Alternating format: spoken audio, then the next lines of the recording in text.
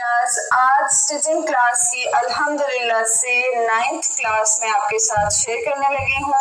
पहली 8 क्लासें मैंने अपने चैनल पर अपलोड कर दी हैं। ऊपर स्क्रीन पे आपको नजर आ रहा होगा, डिस्क्रिप्शन पे लिंक है और इनकी अलग से प्लेलिस्ट है।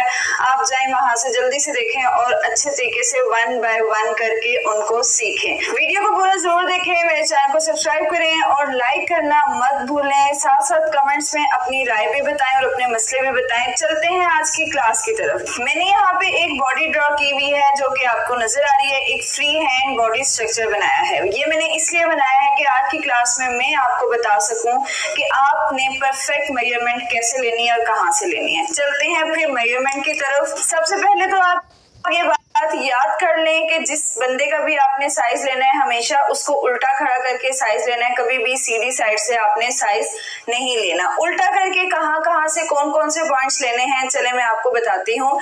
सबसे पहले साइज लेने में आता है शोल्डर का साइज। आपने सबसे पहले शोल्डर का साइज जब लेना है तो आप देखिएगा हैंड्स मतलब अपने हाथ की मदद से उस बंदे की जिसका भी आप साइज ले रहे हैं उस बंदे का जब आप हाथ से देखिएगा कि 2 हड्डियां फील होंगी आपको। वो 2 हड्डियां जहां आपको फील होंगी, जैसे मैंने ये डॉट्स लगा दिए हैं गोल गोल, यहाँ पे आपको वो जब फील होंगी तो आपने एंटी स्टेप एक हड्डी से दूसरी हड्डी तक देखना है बैक साइड से। तो उसका जितना भी तीरा या क्रॉस बैक आ रही है आपने वो नोट डाउन कर लेना। बस ये हड्डियां जहन में रखना। यहाँ पे ये हमारा आ जाता है शोल्डर साइज। शोल्डर्स यहाँ से निकल आएंगे। उसके बाद हम बात करते हैं चेस्ट की। तो चेस्ट कहाँ से मेजर करनी है आपने, ये आप लोगों के लिए जो न्यू स्टिच करने वाले हैं उनके लिए प्रॉब्लम होती है, लेकिन चेस्ट का साइज आपने कैसे लेना है एक बात ध्यान में रखना कि हमेशा राउंड अबाउट में साइज लिया जाता है एंटी स्टेप का, जिस बंदे का भी आप साइज ले रहे हैं।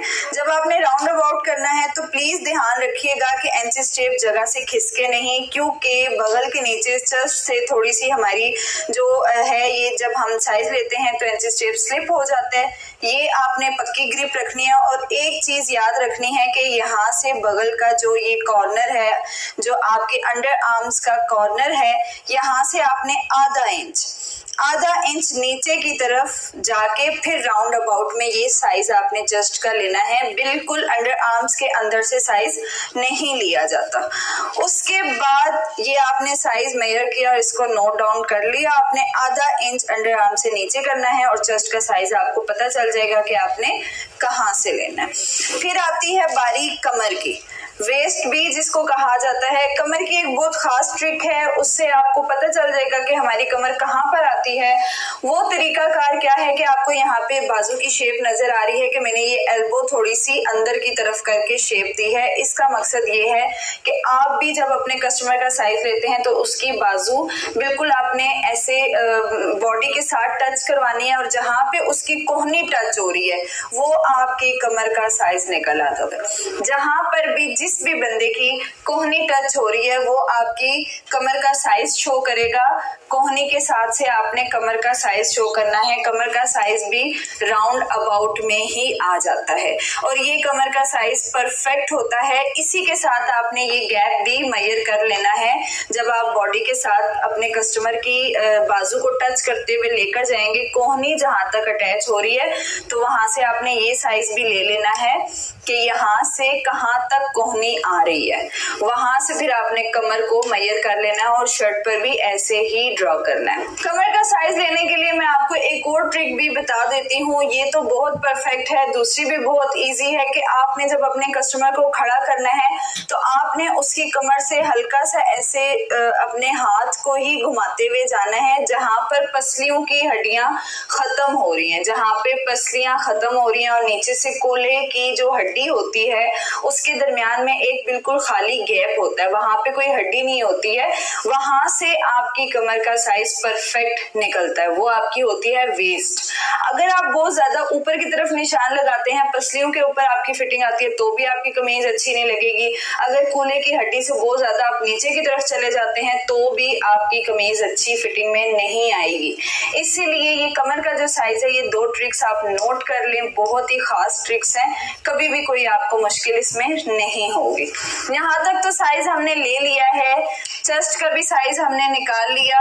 बहुत इजी है, आपने अंडर आर्म्स के कॉर्नर से 1/2 इंच नीचे की तरफ से चेस्ट का साइज लेना है। वेस्ट भी हमने निकाल ली, बहुत इजी वे था इसका भी। अब आते हैं हिप लाइन की तरफ। बेसिकली हिप लाइन जो होते हैं लोग यहाँ ऊपर से मेजर कर रहे होते हैं, नहीं, हिप लाइन को हमेशा मेजर किया जाता है जहां पर आपकी कलाई खत्म होती है। ये आप अब ध्यान रखिएगा कि आप खुद भी खड़े होकर देखें, अपने कस्टमर को भी खड़ा करें, तो ये जो कलाई है ना आपकी कलाई, जो ये खड़े होके आप स्ट्रेट रखें, जहां ये साइज आपका जहां बॉडी के साथ टच हो रहा है वो आपकी आ गई है हिप लाइन। क्योंकि आपकी बाजू ही एक आपके पूरे स्ट्रक्चर को शो कर रही है, तो हर चीज आपकी बॉडी के लिहाज से तैयार हुई होती है। इस वजह से आपने हिप का जो साइज लेना है वो आपकी ये कलाई जहां पे ये एंड होगी ना, वहां से आपका हिप का साइज निकल आएगा। आपने उधर से भी राउंड अबाउट करना है एंचिस टेप को, ऐसे गोल राउंड अबाउट करके, तो उसको आपने इसका साइज निकालना है। सही हो गया। बस ध्यान रहे कि आपका जो कस्टमर है या जिसका भी आप साइज ले रहे हैं उसकी गर्दन झुकी हुई नहीं होनी चाहिए, फ्रंट से कभी साइज नहीं लेना और हमेशा उसको स्ट्रेट खड़ा करना है, और आपको साइज खुद ही सारे मिल जाएंगे बहुत आसानी से। तो यहाँ हिप तक तो हमने साइज ले लिया राउंड अबाउट। उसके बाद जो ये हम गैप लेते हैं कि हमें चौक कितने ऊपर रखने हैं और कितने नीचे रखने हैं, वो वैसे तो मैंने आपको एक पॉइंट बताए हुए हैं कि यहाँ से 6.5 और 6.5 यहाँ से नीचे की तरफ आप जाएं तो आपका परफेक्ट साइज निकल आता है। लेकिन कुछ लोग अपनी अपनी मर्जी का करवाते हैं, तो इसलिए वो भी आपने किधर से करना है, जहां से आपने चेस्ट का साइज लिया है आपने ये कूल्हे तक साइज लेना है। हिप साइज आपने राउंड अबाउट यहीं से लेना है, जहां से आपकी ये कलाई खत्म हो रही है वो साइज आपने वहीं से लेना है। लेकिन अगले बंदे को चौक कहाँ तक ऊंचे चाहिए, कहाँ तक नीचे चाहिए, वो आपने उसको बताना है कि आपके कूल्हे की हड्डी तक परफेक्ट मेजरमेंट आती है। तो वो आप हर बंदे की बॉडी के लिहाज से होगा। अब ये तो फ्री साइज बॉडी बनी हुई है, इसमें इस पॉइंट पर आप मत जाइएगा, मैं सिर्फ आपको पॉइंट समझा रही हूँ कि आपने कहाँ से कहाँ तक मेजरमेंट्स करनी है और किस तरह से करनी है। अच्छा, ये पॉइंट्स तो आपको समझ आ गए होंगे इंशाल्लाह। नहीं भी तो आप मुझे कमेंट में प्लीज जरूर क्वेश्चंस किया करें ताकि आपकी सारी प्रॉब्लम सॉल्व हो सका करें। इसके बाद बारी आ जाती है लेंथ की। लेंथ आपने कहाँ से लेनी है? लेंथ हमेशा जहां से आपने मेजर करनी है वो होती है ये जो आपकी नेक लाइन का यहाँ से थोड़ा सा राउंड होता है, लेनी बैक से ही है लेंथ आपने। जो यहाँ से आपकी ये जो गर्दन का आ रहा होता है ना ऐसे राउंड सा, यहाँ से आपने अपना लेना है साइज लेंथ का।